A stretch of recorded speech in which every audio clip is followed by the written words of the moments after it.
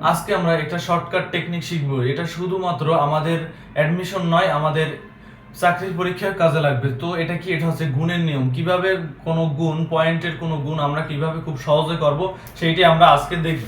ধরো একটা সংখ্যা আছে 0.3, তারপরে আরেকটা সংখ্যা আছে 0.5, এইটাকে আমরা কিভাবে খুব সহজে করব সেই ক্ষেত্রে আমরা কিভাবে ক্যালকুলেটর ছাড়া কিভাবে করব। দেখো এখানে 3 আছে না, পয়েন্ট বাদ দিয়ে দেবে প্রথম।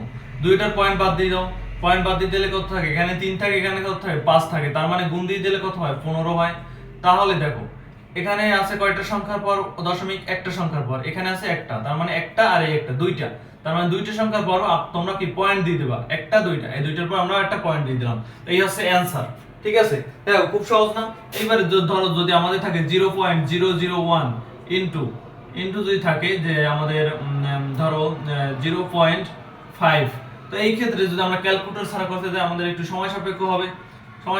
সেই ক্ষেত্রে আমরা খুব সহজে বের করতে পারবো যে দশমিকটা বাদ দিয়ে দাও, এখানে দশমিকটা বাদ দিয়ে দাও। তাহলে এখানে থাকে 1, এখানে থাকে 5, গুণ দিলে কত হবে? 5 হবে। গুণ দিলে 5 হবে। এখন দেখো, এখন গুণ দিলে যদি 5 হয় আমাদের, এইবারে এইটার আছে একটা সংখ্যার পর দশমিক, এখানে আছে তিনটে সংখ্যার পর দশমিক। তার মানে মোট কয়টা সংখ্যার পর? চারটা সংখ্যার পর দশমিক। তাই এই একটা, তারপরে একটা, দুইটা, এটা তিনটে, এটা চারটা, চারটার পর এই দশমিক। তার মানে আমাদের অ্যানসার কত? 0.0005। ঠিক আছে, এটা হচ্ছে আমাদের অ্যানসার। ধরো এবার তোমরা একটা করো যে এখানে যদি থাকে 0.001 ইনটু 0.00005 যদি থাকে, বা 5 না দিয়ে এখানে আমরা দিই ধরো 10 দিলাম। তো এই ক্ষেত্রে কি হবে? এই ক্ষেত্রে যদি করতে যাই, দেখো আমাদের কি হবে?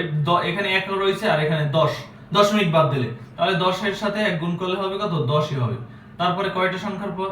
দেখো একটা, দুইটা, তিনটে, চারটা, পাঁচটা, ছয়টা, ছয়টার পরে দশমিক। আর এখানে একটা, দুইটা, তিনটার পরে দশমিক, 6, 7, 8, 9, নয়টার পরে দশমিক। একটা, দুইটা, তিনটা, চারটা, পাঁচটা, ছয়টা, সাতটা, আটটা, নয়টা, নয়টার পরে দশমিক। তাহলে এই জিরো পরবর্তীতে আমাদের কাউন্ট হবে না। তাহলে এইটা কি আমাদের অ্যানসার। তো এই হচ্ছে আমাদের গুণের একদম শর্টকাট নিয়মটা। তো আরেকটা তোমাদের একটা ভাগের একটা শর্টকাট আছে।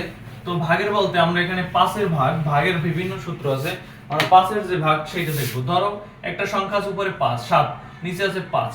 তো এইটা কিভাবে আমরা করব? ক্যালকুলেটর ছাড়া এবং খুব দ্রুত কিভাবে করা যায়? উপরেও আমরা 2 গুণ দিই, নিচেও 2 গুণ দিই। উপরে গুণ দিলে 14 হয়, নিচে গুণ দিলে 10 হয়। তো 10 এর জন্য উপরে একটা সংখ্যার পর পয়েন্ট হয়ে যাবে, 100 এর পরে দুইটা সংখ্যা, মানে এখানে শূন্য যতটি থাকবে তাই এইখান থেকে মানে ডান থেকে বামে একটা সংখ্যার পর দশমিক হবে, সেই সংখ্যার পরে দশমিক হবে।